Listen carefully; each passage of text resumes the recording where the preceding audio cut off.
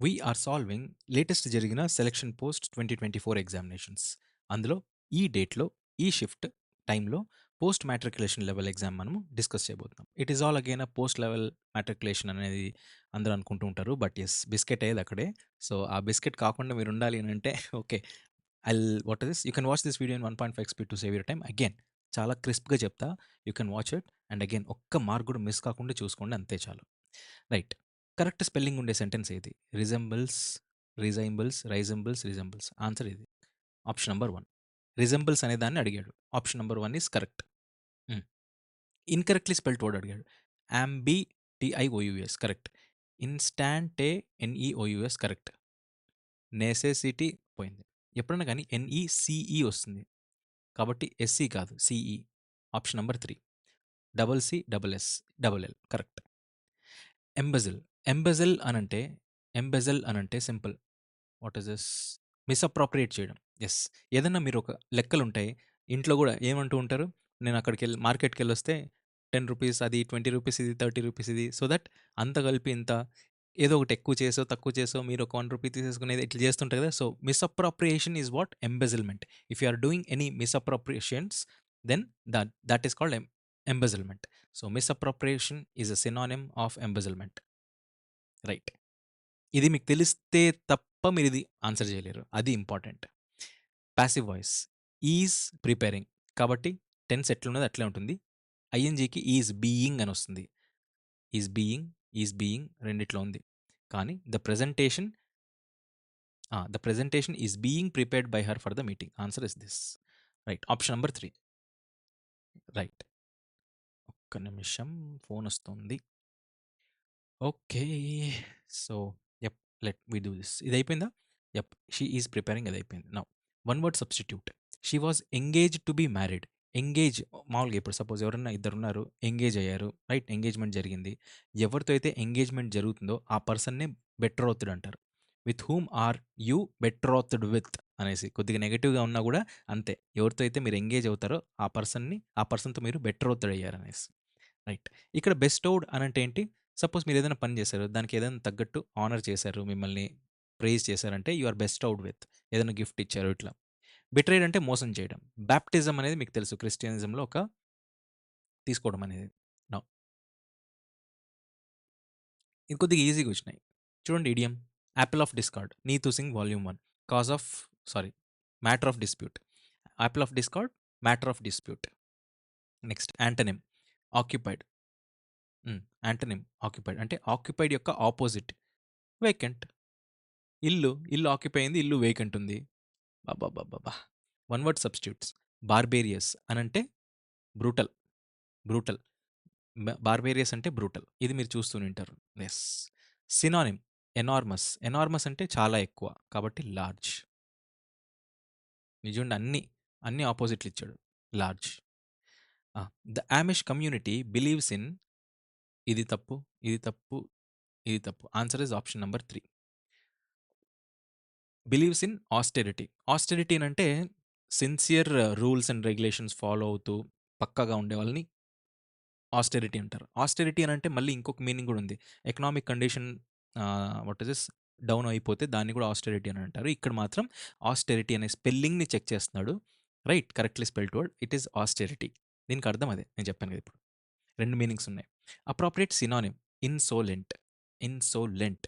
Dutiful. Dutiful అనంటే who does his duties obediently he is dutiful. Humble అంటే వినయంగా ఉండేవాడు. అండ్ డిగ్నిఫైడ్ అంటే ఎవరైతే అతని పనులు రెస్పెక్ట్‌ఫుల్‌గా చేసుకుంటాడు. ఇన్సోలెంట్ అనంటే సినానిమ్. ఇన్సోలెంట్ అనంటే ఎవరైతే రెస్పెక్ట్ ఇవ్వడో వాడే డిస్‌రెస్పెక్ట్‌ఫుల్. He is ఇన్సోలెంట్.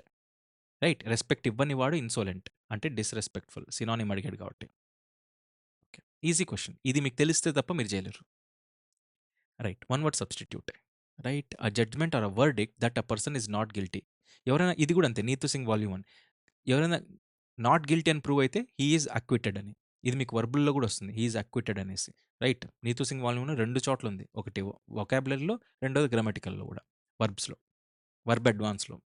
Now underline segment in given segment. Okay. ఏంది appropriate option. To get a taste of your own medicine. ఇది అరిహంత్‌లో ఉన్నట్లుంది. Yes. To get a taste of your own medicine అంటే to be treated as the way you have treated others. ఇది last పీవైక్యూస్‌లో కూడా వచ్చింది. ఇది మన what is this idioms and ఫ్రేజెస్‌లో కూడా మనం డిస్కస్ చేసాం. అండ్ ఇంక అంతకు మించి ఏం చేయలేం. ఇదే సేమ్ మనము 1 సంథింగ్ ఏదో చేసాం గదా! అవర్ ప్లేలిస్ట్‌లో ఉంది ఇది. To be treated the way you have treated others. అందులో నుంచి వచ్చింది. నేనేం చేయాలింక? ఇది నా తప్పా? Fill in the blank. Drug addiction is fatal dash of therapy. Regardless of therapy, nonetheless of therapy, careless instead of therapy. ఇక్కడ ఆన్సర్ రిగార్డ్‌లెస్ ఆఫ్ థెరపీ. మీరు థెరపీ ఏమన్నా చేసుకోండి. డ్రగ్ అడిక్షన్ అనేది థెరపీతో సంబంధం లేదనమాట అనేది. నందెలెస్, కేర్‌లెస్, ఇన్‌స్టెడ్ కాదు. Right. Regardless of therapy, what is drug addiction is fatal. Answer is option number 1. కొద్దిగా ఇంపార్టెంట్. ఇది మీకు ఇన్‌స్టెడ్ అని అనిపిస్తుంది. కానీ regardless of therapy. Okay. Indirect speech. Arrived. కాబట్టి had arrived. Had arrived. Had been తప్పు, ఇది తప్పు, ఇది తప్పు. Answer is 2. Right. Vijayanagara city, Vijayanagara or city of victory was the dash of both city and empire. Was the name of, was the label of, was the mark of, sign of. Answer mark of అని అనిపిస్తుంది. కానీ answer is name. Vijayanagara అనేది ఏంటి?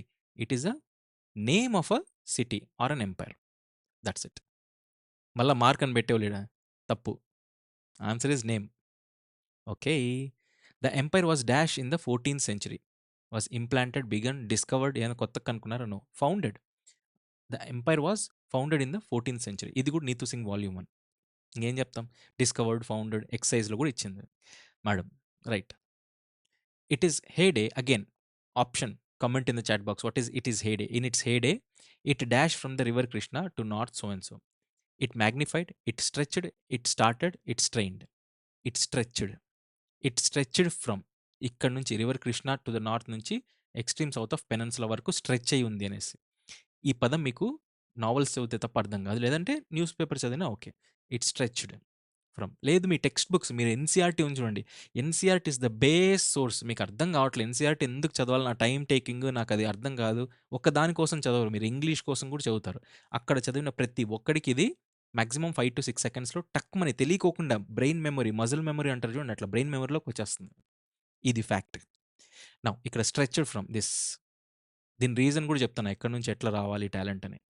In 1565 the city was sacked. Homework and dash deserted. Subsequently, presently, previously, accidentally. Accidentally కాదు. ఎందుకంటే sacked అనే పదం వచ్చింది. మీనింగ్ తెలిస్తే వస్తుంది. ప్రీవియస్లీ కాదు. తర్వాత అంటున్నాడు కాబట్టి. ప్రెజెంట్లీ కాదు. అప్పుడెప్పుడో జరిగింది కాబట్టి. సబ్సిక్వెంట్లీ. సాక్డ్ తర్వాత ఇట్ డెజర్ట్ అంట. Subsequently it is desert. Subsequently deserted. Answer is this. Okay. ఇవి కాదు అనేది కూడా మీకు తెలియాలి. ఎందుకనేది కూడా చెప్తున్నా. Now okay. They remembered as it has Hampi. ఈ దోయబ్ వల్ల they remembered it as Hampi. A name dash from the local mother goddess Pampadevi. A name dash from the డిరైవ్డా? డిరైవ్డ్ అవ్వచ్చు. ఎక్స్ట్రాక్టెడ్ కాదు. డిజైన్డ్ కాదు. కలెక్టెడ్ కాదు. ఆన్సర్ ఇస్ ఎక్స్ట్రాక్టెడ్ అవ్వచ్చు. Derived అవ్వచ్చు. ఎక్స్ట్రాక్టెడ్ ఫ్రమ్ పంపాదేవియా? డిరైవ్డ్ ఫ్రమ్ పంపాదేవియా? Simple. Most appropriate. The most appropriate అంటే ఎక్స్ట్రాక్టెడ్ పోయి డిరైవ్డ్ వస్తుంది. ఈ నేమ్‌లో నుంచి తీసుకోబడింది. Derived from Pampa. What is Pampadevi? It is Hampi. Answer is this. Now ఈ మొత్తం ప్యాసేజ్ మీరు చదవాలి. చదివితే మీకు అర్థమవుతుంది. ఏంటి అనంటే అన్ని నంబర్స్‌లో వచ్చాయి. As I said you what is this? నంబర్స్‌లో ఇచ్చారు అనంటే you have to concentrate on those numbers. నంబర్స్‌తో ఆ సెంటెన్స్‌ని రిలేట్ చేసుకోవాలి. థియరీని గుర్తుపెట్టుకోవాలి. ఇది మీరు ఒక్క రోజుతో ఒక 100 కాంప్రహెన్షన్స్‌తో వస్తుంది అని అనుకుంటే it is again your input. 100 అంటే మినిమమ్ చేయాలి. రైట్. 100 ప్యాసేజెస్ మీరు ప్రాక్టీస్ చేయకపోతే కష్టం. According to the GOI expected increase in population by 2036. 2036 ఇక్కడ బాగా చూస్తే ఎక్కడెక్కడో ఉంటుంది. ఎక్కడో ఉంటుంది. రైట్. ఇక్కడుంది. Right. Between this one GOI projected national population increase of 311 million. Answer is 311 million. Right. The most appropriate title for given passage చూడండి. The poor and their income. Statistics on union of India. Indian politics, population in India. ఇందులో మీరు మొత్తం చదివితే మీకు ఇక్కడ the poor గురించి ఎక్కడ ఇవ్వాల. జస్ట్ ఒక మెన్షన్ చేయబడి ఉంటుంది కానీ రైట్ ఇక్కడ పూర్ గురించి అండ్ దేర్ ఇన్కమ్ గురించి ఎక్కడ ఇవ్వాల. ఓన్లీ పాపులేషన్ గురించే ఇచ్చారు. కాబట్టి ఇది తప్పు. పాలిటిక్స్ అనే పదమే లేదు అసలు. పాలిటిక్స్ గురించే కాదు. కాబట్టి ఇది తప్పు. 1 అండ్ 3 తప్పు. అయితే statistics of union of India ఉండాలి. పాపులేషన్ ఉండాలి. అన్నిట్లోనూ పాపులేషన్ కాబట్టి పాపులేషన్ ఆఫ్ ఇండియా అని పెడతారు. తప్పు.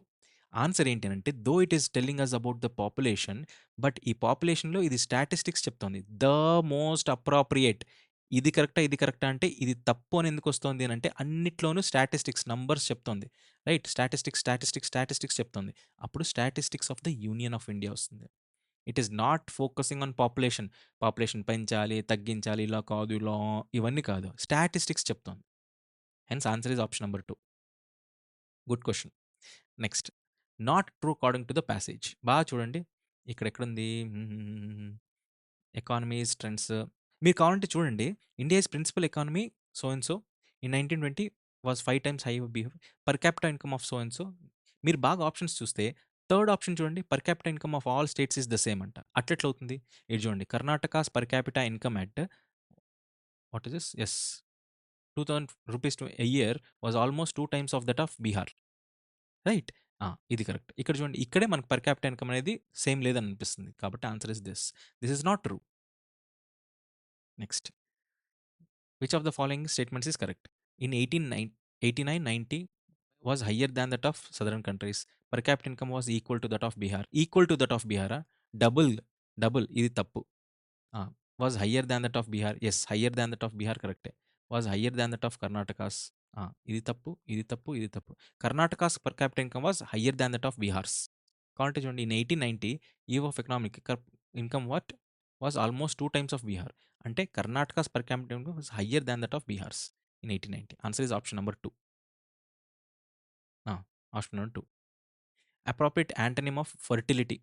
Appropriate antonym of fertility. బాగా ఆప్షన్స్ ఫస్ట్ చూడండి. ఫస్ట్ ప్యాసేజ్లోకి వెళ్ళొద్దు ఇట్లాంటి యాంటనిమ్స్ ఇచ్చినప్పుడు.